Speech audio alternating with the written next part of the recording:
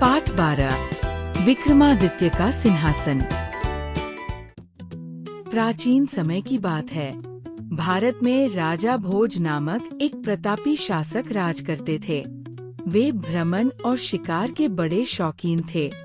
वे जब भी शिकार या भ्रमण के लिए जाते थे तो अपने साथ राजसभा के मंत्रियों, दरबारियों और अंगरक्षकों को भी ले जाते थे। राजा भोज हाथी पर सवार होते थे और शेष राज कर्मचारी रथों और घोड़ों पर सवार होते थे। उनके पीछे खाद्य सामग्री से भरी हुई बड़ी बड़ी बैलगाड़ियां चलती थी। मार्ग में जहाँ कहीं भी रात हो जाए तो वे सब वही डेरा डाल देते थे और वही नाना प्रकार के भोजन बनते थे, खाए जाते थे और रात को वही विश्राम किया जाता था। इस तरह वे कई दिन बाहर रहते थे। एक बार राजा भोज एक गांव के पास से जा रहे थे।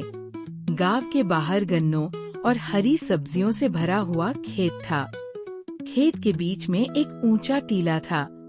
उस टीले पर एक किसान बैठकर पक्षियों को उड़ाता था ताकि वे शाक सब्जियों को खराब न करें। किसान ने बड़े भारी लावलचकर के साथ राजा भोज को जाते देखा तो उनसे प्रार्थना कर कहने लगा, महाराज, मेरा ये खेत खूब हरा भरा है। आप सेना सहित इसमें आकर इच्छानुसार फल सब्जी आदि खाइए। एक और चने के पौधे भी लगे हैं, उन्हें घोड़ों को डालिए। आप ऐसा करेंगे तो मेरा जन्म सफल हो जाएगा, क्योंकि इस समय आप मेरे अतिथि हैं और अतिथि की सेवा करना मेरा कर्तव्य है। आता आइए और भोग लगाइए। महाराज भोज उस किसान की प्रार्थना मानकर अपनी सेना सहित उस खेत में घुस गए और इच्छानुसार फल खाने लगे। किसान टीले से उतरा और जब उसने राजा को खेत में घुसा हुआ देखा तो बोला, महाराज, आप अनर्थ कर मेरा खेत नष्ट कर रहे हैं। यदि प्रजा अन्याय करे तो उसे न्याय दिलाने के लिए आपसे कहा जाता है, किंतु जब आप ही अन्याय करने लगेंगे तो किससे कहा जाएगा? किसान की बात सुनकर राजा भोज सेना सहित खेत से बाहर निकल गए। वह किसान उस टीले पर चढ़ गया और फिर राजा से नम्रता पूर्वक कहने लगा, महाराज, आप क्यों जा रहे हैं? ये खेत खूब फला फूला है। आप आइए, खीरे, ककड़ी आदि खाइए। इन पशुओं को भी घास, चरी आदि खिलाइए। राजा भोज किसान का आग्रह मानकर इधर खेत में घुसे और उधर किसान टीले से नीचे उतरा तो फिर वैसा ही कहने लगा, महाराज, क्यों मुझ गरीब का बेड़ा गर्क करने में लगे हैं? मैं भी बाल बच्चेदार हूँ। यही खेत मेरे जीवन का सहारा है। यदि आप सब मिलकर इसे नष्ट कर देंगे तो मैं और मेरे बच्चे कैसे जीवन व्यतीत करेंगे? राजा भोज मन में सोचने लगे, बड़े आश्चर्य की बात है कि जब ये किसान टीले पर चढ़ता है तो अच्छी बातें करता है और जब नीचे उतर आता है तो बड़ा दरिद्र और छोटे विचारों वाला हो जाता है। हो न हो, इसी टीले में कोई चमत्कार है जिससे इसकी बुद्धि में परिवर्तन आ जाता है। चलो, मैं भी इस टीले पर चढ़कर देखूं। ये विचार कर राजा भोज उस टीले पर चढ़ गए।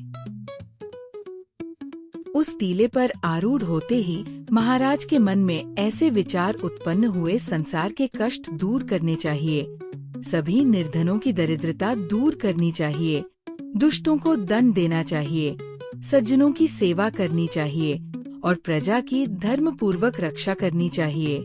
इस समय यदि मेरा शरीर भी कोई मांगे तो मैं देने को तत्पर हूँ।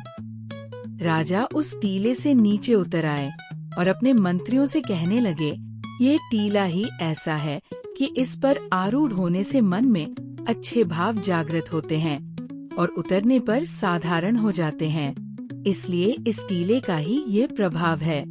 मंत्रियों के साथ परामर्श करने के पश्चात राजा भोज ने उस किसान से पूछा, किसान भैया, इस खेत से तुम्हें कितनी आय हो जाती है? मैं इस खेत को खरीदना चाहता हूँ। किसान ने उत्तर दिया, महाराज, आप सब कुछ जानते हैं, आप सर्वशक्तिमान हैं, आप जैसा उचित समझें कीजिए। कृपालु राजा की दया में दृष्टि जिस पर पड़ जाती है उसके सभी दुख, गरीबी आदि दोष नष्ट हो जाते हैं। आपके दर्शन से ही मेरी गरीबी दूर हो जाएगी। खेतों का तो कहना ही क्या।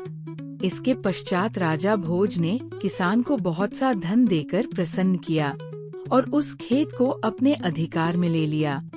फिर राजा ने सेवकों को आज्ञा दी कि वे उस टीले को खोदें।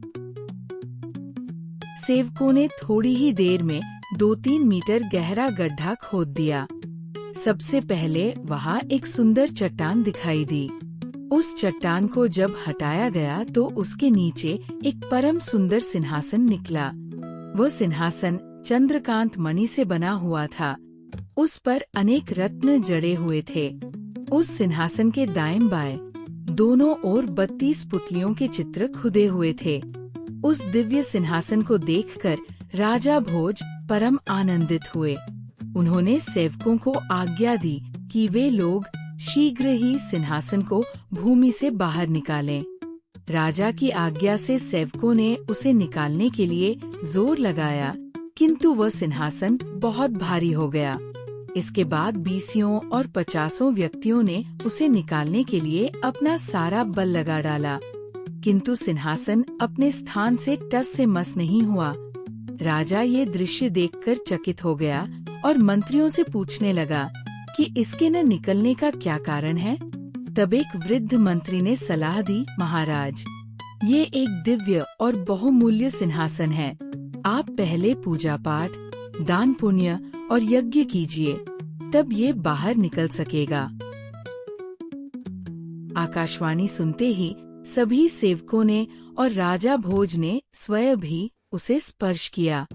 धर्म कार्यों से वो सिंहासन हल्का हो चुका था। थोड़ा सा जोर लगाने पर ही वो बाहर निकल आया। फिर महाराजा भोज उस सिंहासन को अपनी राजधानी में ले गए।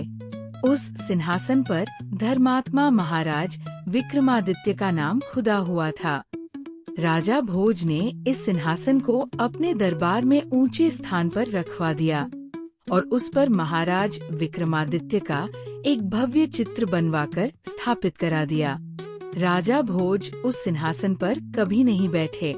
वे समझते थे कि इस सिंहासन का वही अधिकारी है जो महाराज विक्रमादित्य के समान धर्मशील, तेजस्वी, प्रतापी, प्रजाप्रिय और न्यायप्रिय हो। वह नित्य उस सिंहासन पर पुष्पमाला चढ़ाकर उसकी पूजा करते थे और महाराज विक्रमादित्य को श्रद्धा से स्मरण करते थे।